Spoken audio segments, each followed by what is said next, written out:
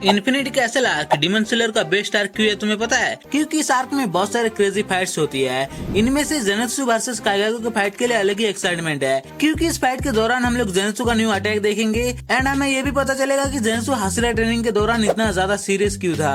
और अगर तुम्हें ऐसे इन्फिनिटी कैसल आर्क के बाकी फाइट्स को भी देखना है देन सब्सक्राइब कर लो एंड लेट्स बिगिन। अभी मजा आएगा ना भिड़ो। हम लोगों ने हाशिरा ट्रेनिंग के लास्ट में देखा था कि नाकिमे ने अपने ब्लड डेमन आर्ट का यूज करके सभी हाशिरास को एंड डीमन स्लेयर्स को इन्फिनिटी कैसल में समन कर लिया था। एंड इनमें से एक डीमन स्लेयर था जेनेत्सु, जो इन्फिनिटी कैसल में किसी की आवाज के पीछे जा रहा था ये बोलते हुए कि इसे माफ नहीं किया जा सकता, मैं उस पर्सन को कभी भी माफ नहीं करूंगा। फिर जेनेत्सु किसी कमरे के अंदर जाके बोलता है मुझे पता है कि तुम यही पे हो, तो बिना टाइम वेस्ट करके बाहर निकल जाओ। तो अब सामने वाले डोर को खोलते हुए कोई बोलता है मुझसे ऐसे बात करना तुम्हारे लिए सही नहीं होगा क्योंकि मैं तुम्हारा सीनियर हूँ। एंड ये था काइगाकू जो एक डीमन बन चुका है। एंड यहाँ पे काइगाकू अपनी बातों को कंटिन्यू करता है कि बड़े दिनों बाद मिले जेनेत्सु, और तुम्हें देख के तो लग रहा है तुम उतने ही ज्यादा नाजुक और कमजोर हो जितना तुम हमेशा से ही थे। तो अब जेनेत्सु बहुत ही ज्यादा सीरियस होकर बोलता है अभी तुम मेरे सीनियर नहीं हो क्योंकि तुम एक डीमन बन चुके हो। फिर काइगाकू जेनेत्सु का मजाक उड़ाते हुए कहता है और क्या अभी तुम एक पिलर बन चुके हो, मतलब एक हाशिरा? एंड क्या अभी तुम्हें थंडर ब्रीथिंग का फर्स्ट फॉर्म छोड़ के कुछ आता भी है? तो अब जेनेत्सु बोलता है तुम तो बहुत ही ज्यादा खुश लग रहे हो सबसे ज्यादा वीक अपर मून डीमन बन के। एंड डैम ब्रो, यहाँ पे जेनेत्सु बहुत ही ज्यादा बैडएस लग रहा था, जिसे देख के यहाँ पे काइगाकू कहीं ना कहीं यहाँ पे थोड़ा सा शॉक हो जाता है क्योंकि जेनेत्सु तो कभी भी ऐसा नहीं था जो अभी काइगाकू को पलट के जवाब दे रहा था। फिर जेनेत्सु काइगाकू को बोलता है तुम एक डीमन क्यों बने, थंडर ब्रीथिंग का राइटफुल सक्सेसर एक डीमन क्यों बना? फिर जेनेत्सु अपने गुस्से को रोक नहीं पाया एंड चिल्ला कर बोलता है कि अगर तुम एक डीमन नहीं बनते तो ग्रैम्स को खुद को मारना नहीं पड़ता। जेनेत्सु यहाँ पे बात कर रहा था मास्टर जिगुरु के बारे में, जिन्होंने अपने पेट को काट लिया था एंड तब वहाँ पे कोई भी प्रेजेंट नहीं था उनको हेडेड करने के लिए। और अगर तुम्हें पता नहीं है तो मैं बता दूं, जापानीज में एक टर्म होता है जिसे बोला जाता है सपक्कू। सो बेसिकली इसमें खुद को काटना पड़ता है चाकू से स्टैब करके एज पनिशमेंट, और इनके पास तब लोग होते हैं जो तब इनको हेडेड कर देते हैं। एंड फॉर्मर थंडर हाशिरा ने ऐसा ही किया था क्योंकि उनका एक स्टूडेंट डीमन बन चुका था, इसीलिए एज अ पनिशमेंट मास्टर जिगुरु ने अपने ही पेट में कर लिया था। बट तब उनके पास कोई भी प्रेजेंट नहीं था उनके सर को काटने के लिए, इसीलिए उनको बहुत ही ज्यादा दर्दनाक और लंबे मिली। इसी बीच जेनेत्सु रोते हुए ये बातें बोल रहा था, जिसे देख के काइगाकू हंसते हुए बोलता है पर ये तो मेरी प्रॉब्लम नहीं है, ऐसा हुआ तो क्या हुआ, मुझे क्या उस बुड्ढे के लिए सैड फील करना चाहिए? बट मैंने जो किया उसमें मेरा सोचने का कोई इरादा ही नहीं है एंड आई डोंट केयर। मैं हमेशा उनके साथ ही रहूंगा जो मेरे वैल्यू को जानते हैं, जो लोग मेरे वैल्यूज की कदर करते हैं। इनफैक्ट मुझे तो अच्छा लग रहा है कि वो बुड्ढा एक दर्दनाक मौत मरा। मैंने इतना ज्यादा मेहनत किया था बट उस बुड्ढे ने अपना सक्सेसर टाइटल नहीं दिया था मुझे। वो बुड्ढा चाहता था कि मैं तुम्हारे साथ एक कचरे के साथ अपने सक्सेसरशिप को शेयर करूं, बट अब मुझे उस चीज की कोई जरूरत नहीं है। इसके साथ ही काइगाकू मास्टर जिगुरु के बारे में और भी ज्यादा बुरा वाला बोलने लगता है। तो अब जेनेत्सु बहुत ही ज्यादा गुस्से में बोलता है कि ग्रैम्स बेफजूल नहीं थे, और अगर मैं यहाँ पे कचरा हूँ दिन तू साला गू है। और हाँ मैं मानता हूँ कि मैं सिर्फ एक ब्रीदिंग स्टाइल का यूज कर सकता हूँ, फर्स्ट ब्रीदिंग को, और तू सबको यूज कर सकता है बट तू फर्स्ट को यूज नहीं कर सकता। एंड ग्रैम्स एक मिजरेबल मौत इसलिए मरे क्योंकि वो इतने भी लकी नहीं थे कि उनका एक प्रॉपर सक्सेसर हो। जिन बातों को सुन के काइगाकू यहाँ पे अपने कटाना को निकालते हुए बोलता है मुझे तुम खुद के साथ मत जोड़ो। फिर Kaigaku thunder breathing fourth form distant thunder का यूज करके अटैक कर देता है, जिसकी वजह से इस पूरे रूम में ब्लैक थंडर फैल जाती है। एंड यहाँ पे काइगाकू अपने ब्रीदिंग स्टाइल के साथ अपने ब्लड डेमन आर्ट का भी यूज कर रहा था, बट जेनेत्सु इस अटैक से इजीली बच जाता है। जेनेत्सु बहुत ही ज्यादा तेज काइगाकू को पीछे पहुंच जाता है, लाइक उसने खुद को टेलीपोर्ट कर लिया है। फिर जेनेत्सु बोलता है टू स्लो ट्रैश। तो अब हम देखते हैं कि काइगाकू के गर्दन में कड़ लग चुका है, जिसके बाद काइगाकू रियलाइज करता है कि जेनेत्सु अभी एक कम्प्लीटली डिफरेंट पर्सन की तरह मूव कर रहा है एंड यहाँ पे ये बहुत ही ज्यादा फास्ट भी बन चुका है। उसके बाद हमें दिखाया जाता है कि काइगाकू एक डीमन कैसे बना।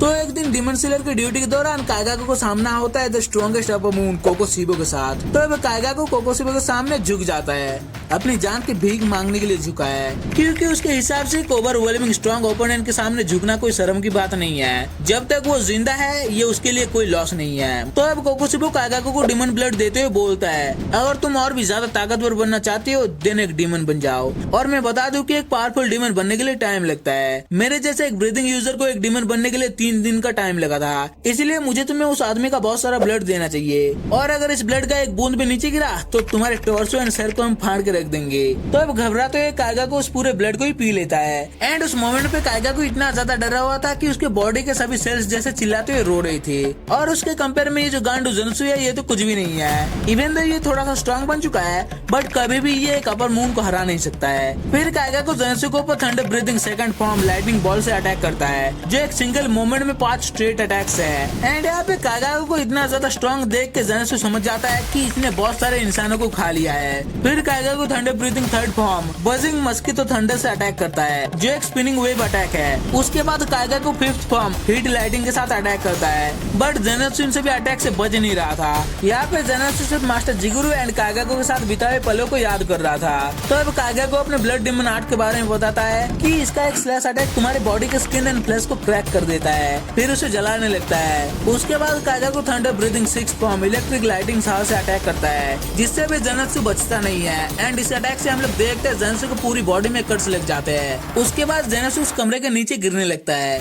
तो वो कायगा को ऊपर से बोलता है मैं स्पेशल हूँ unlike you unlike all of you.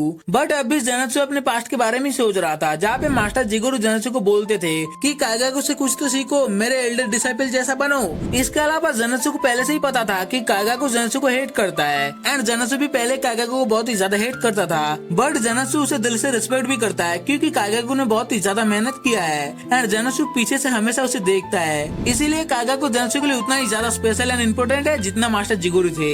But ये एनफ नहीं था इसीलिए ज़ेनात्सु ग्राम्स को सॉरी बोलता है। उसके बाद ज़ेनात्सु गिरते हुए सीधा होता है एंड वॉल में खुद को रोकता है जिसे देख के कायगा को सोच रहा था कि अभी भी इसके पास ताकत बची हुई है। तब ज़ेनात्सु बोलता है सॉरी अनेकी sorry big brother and attack कर देता है कायगा के ऊपर thunder breathing seventh form flaming thunder god से जो इतना ज्यादा तेज था कि कायगा को इसे देख भी नहीं पाया।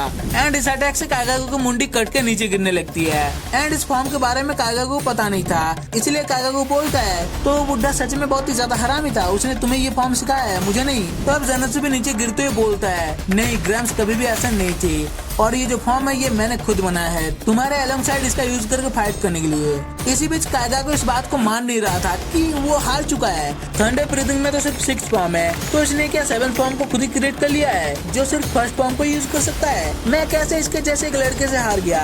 फिर कायगा को ज़ेनात्सु को देख के बोलता है नहीं ऐसा नहीं है मैं हारा नहीं हूँ क्योंकि ये गांडू भी गिर के मर जाएगा इसके पास और ज्यादा स्टेमिना बचा नहीं है तो ये भी मेरे साथ ही मरेगा। तो अभी नीचे से योशिरो आ जाता है जो कायगा को बोलता है जो लोग कुछ भी दूसरे लोगों को नहीं देते वो लोग कुछ भी रिसीव भी नहीं करते हैं एंड वैसे लोगों को अंत में कुछ भी नहीं मिलता है because you can't create anything and अकेला मरना सच में बहुत ही ज्यादा पैथेटिक है। फिर योशिरो ज़ेनात्सु को पकड़ के ऊपर ले चला जाता है एंड यही पे कायगा को द एंड हो जाता है। इसी बीच ज़ेनात्सु बेहोश था एंड खुद को एक फील्ड में पाता है जहाँ पे हर तरफ स्पाइडर लिलीज थे एंड उसके सामने एक रिवर था जिसका ऑपोजिट में थे मास्टर जिगुरु जिन्हें देख के ज़ेनात्सु माफी मांगने लगता है क्योंकि मैं कायगा के साथ नहीं हो पाया मैं कायगा के साथ दोस्ती नहीं कर पाया एंड अगर मैं कायगा के साथ नहीं होता देन कायगा को एक डिमन नहीं बनता मुझे माफ कर दो आई कुडंट पे यू बैक मैं सिर्फ यहाँ पे एक पिलर बनना चाहता था जब तक आप जिंदा हो। तो मास्टर जिगुरु जिनके आंखों से आंसू निकल रहे थे वो रोते हुए बोलते हैं तुम मेरे प्राइड एंड जॉय हो ज़ेनात्सु जिसे सुन के ज़ेनात्सु यहाँ पे रोने लगता है। तो अभी ज़ेनात्सु की आंखें खुल जाती है एंड वो देखता है कि बहुत सारे डिमन स्लेयर्स ने उसे घेर के रखा था उसे प्रोटेक्ट करने के लिए और यहाँ पे योशिरो ने ज़ेनात्सु को ट्रेड भी कर दिया था। फिर योशिरो बताता है कि वो जो अपमुन था उसे अपने एबिलिटीज को प्रॉपर्ली यूज करना नहीं आता था इसीलिए ज़ेनात्सु उसे हरा पाया मतलब ज़ेनात्सु लकी था और अगर ज़ेनात्सु उसके साथ 1 साल बाद फाइट करता देन यहाँ पे पक्का ज़ेनात्सु की फटके हाथ में आ जाती ज़ेनात्सु मारा जाता। इसके बाद हम देखते हैं तांजीरो एंड ग्यूको जो लोग भाग के जा रहे थे एंड उनके सामने आकाजा अपीयर हो जाता है अपमुन 3 एंड इसके बाद इनकी फाइट होती है जो मैं नेक्स्ट वीडियो में कवर करूंगा। सो सब्सक्राइब करो एंड लाइक करो इस वीडियो को और कमेंट में बताओ कि तुम्हें ये वीडियो कैसा लगा। और अगर तुम्हें सोलो लेवलिंग की स्ट्रॉन्गेस्ट मोनार्क के बारे में जानना है देन तुम लोग इस वीडियो को चेकआउट कर सकती हो। जाओ उस वीडियो को देख लो। मैं मिलता हूँ तुम्हें उस वीडियो में। बाय।